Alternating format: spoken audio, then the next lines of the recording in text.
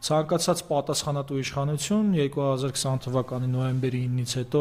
հրաժարական կտար ու կգնար կզբաղվեր իր գործունեությամբ, ասենք օրինակ Արսեն Թորոսյանը կգնար բժշկությամբ կզբաղվեր, կասեր, արա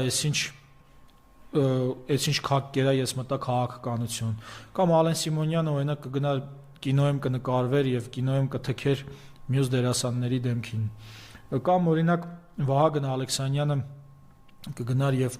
կենթանաբանական այգում կաշխատեր կամ ենթադրելով որ կենթանիներ սիրում են որտեվ լավ կենթանիներ են այնտեղ բայց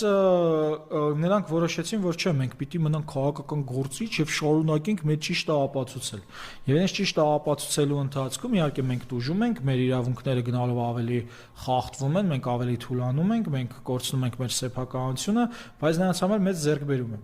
այսինքն որ երիտասարդ